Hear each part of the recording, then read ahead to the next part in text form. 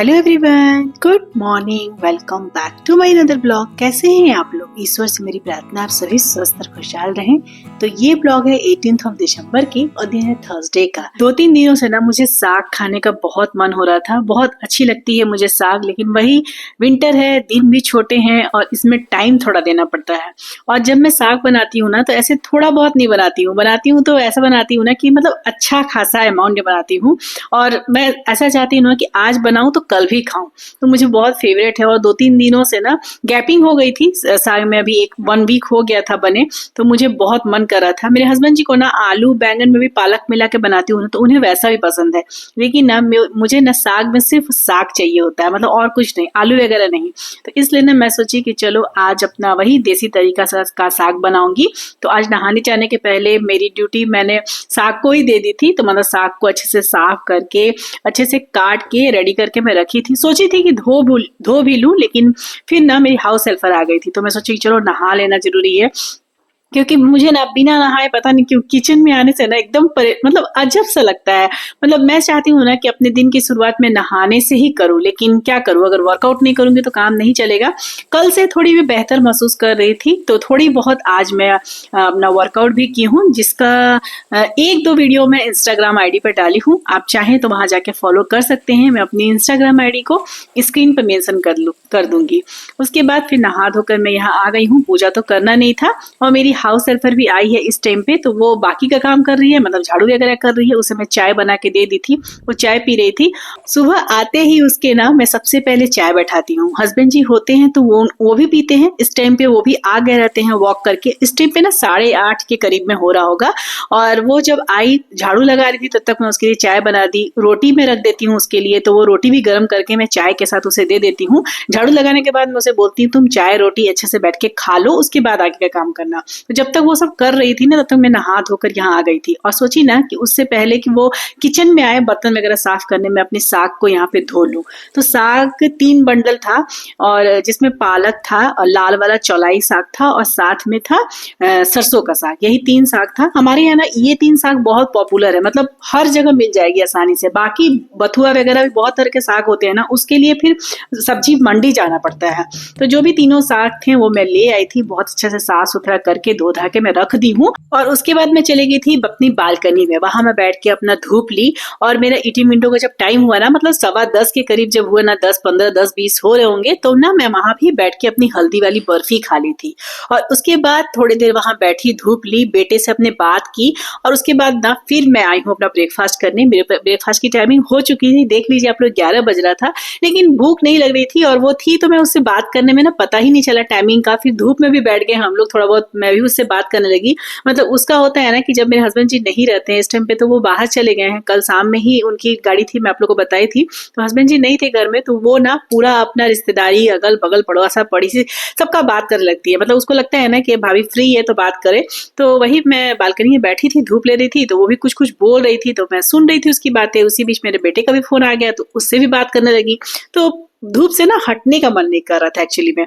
तो फिर उसके बाद जब मैं किचन में आई तो मुझे ना थोड़ी मीठे की भी क्रेविंग हो रही थी। पहले मैं सोची थी कि पोहा बनाऊंगी अपने लिए ब्रेकफास्ट में, फिर लेकिन ना मुझे लगा कि नहीं, साग बन रहा है तो मेरी लंच की जो थाली है ना वो आज थोड़ी सी बड़ी हो जाएगी। वो आप लोग ब्लॉग में आगे देखिएगा। जब मेरे यहाँ साग बनता है, सिंपल वाली साग की बात कर रही हूँ मैं, आलू वाली सब्जी जो बनती है उसकी नहीं, लेकिन जो सिंपल साग होता है ना, जो देसी तरीके से बनता है, तो मेरी थाली थोड़ी बड़ी हो जाती है, क्योंकि साग मेरी बचपन से फेवरेट है। तो यही सोच के मैं सोची ना कि नहीं, पोहा वगैरह नहीं बनाऊंगी, कुछ हल्का सा खा लेती हूँ जिसको बनाने में टाइम भी ना लगे, क्योंकि टाइम ऑलरेडी बहुत ज्यादा हो चुकी थी। तो इसलिए मुझे लगा ना कि चलो दही चूड़ा अच्छा ऑप्शन है, तो मैं दही चूड़ा गुड़ लेके यहाँ पे बैठ गई हूँ अपना ब्रेकफास्ट करने। तो टीवी में मैं म्यूजिक लगा दी हूँ और आराम से बैठ के यहाँ मैं अपना ब्रेकफास्ट की करीब 40 से 45 मिनट के बाद मैं अपनी चाय बनाती हूँ, गुड़ वाली चाय। और चूंकि मैं मीठा खाई थी तो मैं थोड़ा सा रोस्टेड पीनट्स भी ले ली थी। इसके बाद मैं चली गई थी डायरेक्ट किचन में अपनी साग का जो काम है, प्रोसेस है, उसे आगे बढ़ाने के लिए, क्योंकि टाइम लगता है उसको बनने वगैरह में। और मैं हम ये वीडियो में नहीं दिखाती हूँ। एक्चुअली में ना मेरे पास एक छोटा ट्रे नहीं है, बड़ा सा ट्रे है, लेकिन मुझे छोटा ट्रे लेना है क्योंकि पानी का ग्लास और चाय का कप दोनों एक साथ में दिखा नहीं पाती हूँ। तो एनीवे, लेकिन जब भी मैं चाय पीती हूँ ना, तो मैं एक गिलास उसके पहले गुनगुना पानी जरूर पीती हूँ। तो वही मैं ग्लास पहले ही रखाई थी। एक छोटा ट्रे कभी लाऊंगी खरीद के। अब अभी ट्रे और मैं ग्लास और पानी दोनों रखूंगी ना, मतलब चाय का कप और ग्लास, तो बड़ी वाली ट्रे निकालनी पड़ जाएगी। इसलिए मैं एडजस्ट कर लेती हूँ सब कुछ हाथ में। तो मतलब वही देखे होंगे आप लोग, पीनट्स भी था, चाय का कप भी था। अब ग्लास कहाँ एडजस्ट हो, तो ग्लास में पहले ही रखाई थी। एनीवे, तो चाय वगैरह मेरा हो गया था और अब मैं आ गई हूँ किचन में साग का बनाने के लिए।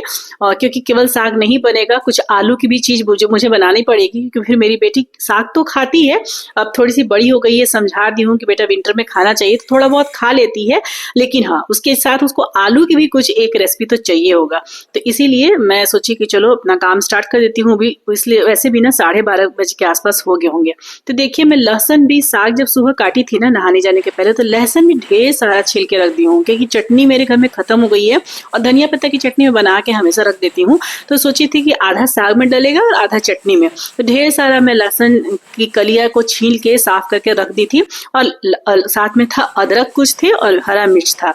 इन्हीं सबको अच्छे से मैं चॉप कर रही हूँ। साग की रेसिपी कोई मैं बता नहीं रही हूँ, तो बहुत सिंपल तरीके से बन रहा है, लेकिन हाँ कुछ चूंकि वीडियो में चल रहा था, मैं सोची थोड़ा सा बता दूं आप लोग को। तो यहाँ लहसुन, अदरक, हरा मिर्च को ना बारीक बारीक काट के मैं बनाती थी जब मेरी बेटी नहीं खाती थी साग। लेकिन अभी कुछ सालों से, मतलब 1-2 साल से वो खा रही है। जब मैं उसे बोल दी हूँ ना कि बेटा अच्छा चीज है, समझदार हो गई है। पहले तो कितना भी बच्चों को बोलो ना, साग खाते ही नहीं थे। मेरा बेटा तो अभी भी आनाकानी करता है, मतलब वो एकदम नहीं खाना चाहता है, लेकिन मेरी बेटी खा लेती है। तो इसीलिए मैं चॉप कर दी लहसुन अदरक को, क्योंकि उसके मुंह में पड़ेंगे ना तो फिर उसका नाटक चालू हो जाएगा। चॉप कर देती हूँ एकदम बारीक बारीक, तो फिर वो गल भी जाता है, तो उसको पता नहीं चलता है, तो वैसे में खा लेती है। तो आप चाहें तो काट भी सकते हैं या फिर मेरी तरह चॉप भी कर सकते हैं। तो सरसों तेल कढ़ाई में डाली हूँ और थोड़ा सा डाल दी थी जीरा, और बस जो लहसुन अदरक और हरा मिर्च को चॉप करके रखी हूँ उसे डालूंगी।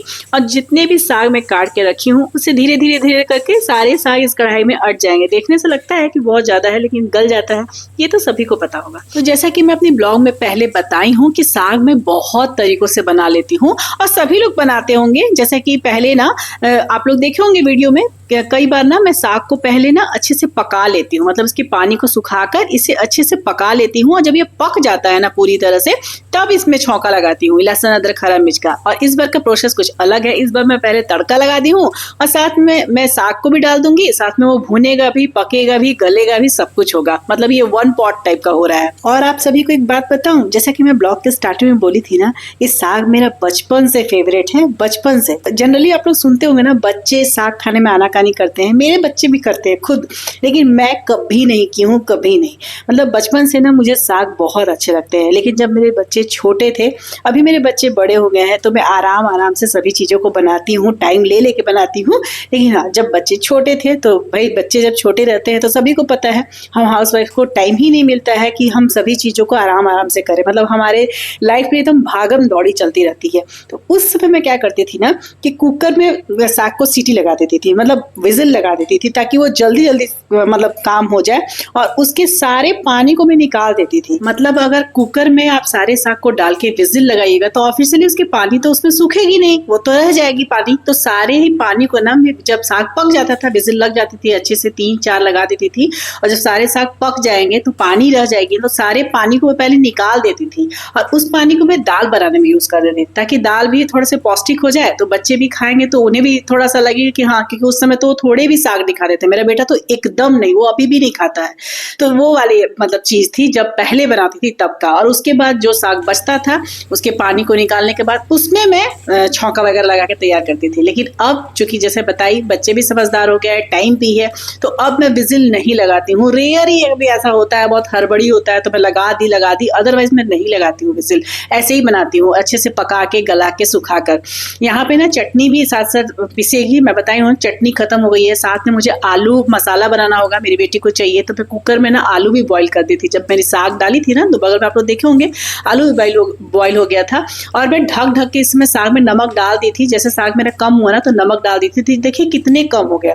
बगल में मैं दाल बैठा दी कुकर में, आलू मेरे बॉईल हो गए थे ना, तो उसके बाद मैं दाल बैठा दी थी, क्योंकि मैं तो भाई साग चावल भी खा लूंगी, लेकिन मेरी बेटी को दाल चाहिए। तो जब बन रहा है तो मैं भी दाल खाऊंगी, कि 2-3 दिनों से मैं दाल नहीं बना रही हूँ, आप लोग देख रहे होंगे वीडियो में, तो इसीलिए। तो यहाँ देखिए मेरी चटनी बन गई, धनिया पत्ता की चटनी। ये मेरा हमेशा अपने फ्रिज में रखती हूँ, मुझे बहुत अच्छा लगता है। मुझे भी नहीं, मुझे मेरी बेटी को भी बहुत पसंद है। तो यहाँ पर मेरी धनिया पत्ता की चटनी भी पीस गई है, साथ में मेरे दाल भी बन गए थे इस टाइम पे। अब मुझे बनाना है चावल और आलू मसाला की सूखी वाली सब्जी। साग बनाने के प्रोसेस के बीच में हो गई थी मेरी मिड मॉर्निंग स्नैक्स की टाइमिंग, जिसमें हमेशा मैं एक फ्रूट्स लेती हूँ। फ्रूट्स ले सकते हैं आप, ड्राई फ्रूट्स ले सकते हैं, चाहे तो मखाने ले सकते हैं, थोड़े से नट्स ले सकते हैं, सीड्स ले सकते हैं, या फिर आप थोड़े से पीनट्स ले सकते हैं। लेकिन हाँ, जरूर कुछ ना कुछ हमेशा मिड मॉर्निंग स्नैक्स में लेना चाहिए, और इस तरह के हेल्दी ऑप्शन अपने घर में रखना भी चाहिए। देखिए हमारे ब्रेकफास्ट में और लंच में टाइमिंग होती है 4 घंटे की एटलीस्ट टाइमिंग हो जाती है, ब्रेक हो जाती है बीच में। तो अगर हम इस तरह के ऑप्शन रखें ना, जिन ऑप्शन के बारे में अभी बात की, तो वो सारे ऑप्शन रखेंगे ना, तो हम चटर पटर खाने से बच जाएंगे। कितने लोगों की आदत होती है ना कि इस बीच अगर भूख लगी, मतलब लंच के पहले, तो वो अपनी मुट्ठी से एक मुट्ठी कभी ना कुछ नमकीन रखेंगे, तो कुछ मिक्सचर खा लेंगे, कुरकुरे खा लेंगे, बिस्किट खा लेंगे, इस तरह की चीजें, लोग चिप्स वगैरह खा लेंगे। तो वो सब चीजें अगर आप ले लीजिएगा ना, तो आप कितना भी अपने मेन मील को हेल्दी रखें, अपने ब्रेकफास्ट को, लंच को, डिनर को कितना भी हेल्दी रखें, अगर बीच का जो आपका चटर पटर होगा वो अनहेल्दी होगा, तो फिर आपकी जो जर्नी है ना वो कहीं ना कहीं ब्रेक लगा देगी, वो सही से फिर नहीं जाएगी, उसका आपका रूटीन सही से फॉलो नहीं होगा। तो इस बात का जरूर ध्यान रखें कि आप बीच में जो चटर पटर वाली जो भूख होती है ना, उस पर खाइए, लेकिन हेल्दी ऑप्शन ढूंढिए। और उसके लिए आपको सबसे पहले क्या करना होगा, अपने घर से जो भी नमकीन के पैकेट्स वाले जो नमकीन होते हैं ना, घर की बनाई हुई नमकीन है तो बहुत अच्छी, लेकिन जो मार्केट से ऑलरेडी पैकेट वाली होती है ना, उन सभी चीजों को हटाना होगा। और जो मैं आपको हेल्दी ऑप्शन बताई, उस तरह की स्नैक्स को आप घर पे रखना होगा। और कुछ नहीं है तो एक फ्रूट्स खा लीजिए। यहाँ देखिए बातों बातों में मेरी लंच की थाली बिल्कुल रेडी हो गई है। तो देख लीजिए मेरी लंच की थाली में क्या है। साग बनाई थी जो मैं, वो साग है, साथ में एक रोटी है, एक कटोरी सिंपल सी दाल है, और थोड़ी सी चावल है, क्योंकि साग में मुझे रोटी और चावल दोनों पसंद है। आलू मसाला बनाई हूँ, साथ में थोड़े से सलाद और धनिया पत्ता की चटनी। तो ये है मेरी आज की लंच की थाली। और जो लोग मेरे ब्लॉग को रोज देखते होंगे ना, उन्हें तो बिल्कुल पता होगा, लेकिन हाँ, जो पहली बार देखे होंगे या कभी कभी देखते होंगे और उन्हें लगता होगा ना कि इतनी बड़ी थाली में खाकर भी वेट लॉस होता है, तो नहीं डियर, ऐसी बात नहीं है। अगर आप अच्छी चीजें, सही चीजें खाइएगा और पोषण से खाइएगा, तो जरूर सा वेट लॉस होगा। ऐसा नहीं है कि आपको वेट लॉस करने के लिए भूखे रहना पड़ता है। हाँ, मेरी थाली थोड़ी लंच वाली हैवी इसलिए रहती है क्योंकि मैं डिनर नहीं करती हूँ, बहुत मेरा लाइट डिनर होता है। मैं कभी कभी थोड़ा सा दूध पी लेती हूँ, या फिर कभी कोई ऐसा भी होता है ना कि मुझे दूध भी पीने का मन नहीं करता है ना, तो फिर मैं एक गिलास गुनगुने पानी अपने नाइट ड्रिंक के साथ लेती हूँ। तो वो वाला सिचुएशन है मेरे साथ। तो इसलिए ना मेरी थोड़ी सी लंच की थाली हैवी रहती है। आप अगर रात में भी खाने की आदी है, रात में भी आपको भूख लगती है, तो आपकी लंच की थाली आधी होनी चाहिए। मतलब जितना मैं ली थी ना, उससे आधा। अगर मुझे रात में खाना रहता ना, तो मैं आधा खाती उससे। एनीवे, अभी हम मेरा ग्रीन टी का टाइम हो गया है, तो आज ना मुझे मीठे, पता नहीं क्यों इतना मीठा खाने का मन कर रहा था, तो मैं थोड़ा सा ना अपने बादाम पट्टी रखी थी, वो खरीदा हुआ था, तो बादाम पट्टी के साथ मैं ले ली थी अपना ग्रीन टी। और इस टाइम पे रात का समय हो रहा है, 7:30 बजे के आसपास हो रहे, 7 या 7:15 हो रहा होगा। और मैं अपनी यहाँ पे हल्दी वाली दूध ले रही हूँ अपने घर की बनी हुई च्यवनप्राश के साथ। और उसके बाद मेरी एक इंपॉर्टेंट काम बची रहती है, वो है मेरा रात का स्किन केयर। दिन में भले कुछ करे ना करे, लेकिन रात में अपने स्किन केयर पर जरूर टाइम देना चाहिए। गर्मी हो, ठंडा हो, बरसात हो, कोई भी मौसम हो, थोड़े से नारियल तेल में लेती हूँ और अपने फेस पे अच्छे से मसाज करती हूँ, कम से कम 7 से 8 मिनट तक। मसाज करने से फेस पे ब्लड सर्कुलेशन होता है और फेस नेचुरली ग्लो करती है। तो चलिए डियर, अब इस ब्लॉग को यहीं अंत करती हूँ। ब्लॉग पसंद आए तो एक लाइक जरूर कीजिएगा। चैनल पर नए होंगे तो प्लीज मेरे चैनल को जरूर से जरूर सब्सक्राइब कर दीजिएगा। मिलूंगी फिर नेक्स्ट ब्लॉग में, तब तक के लिए बाय बाय, टेक केयर, जय माता दी।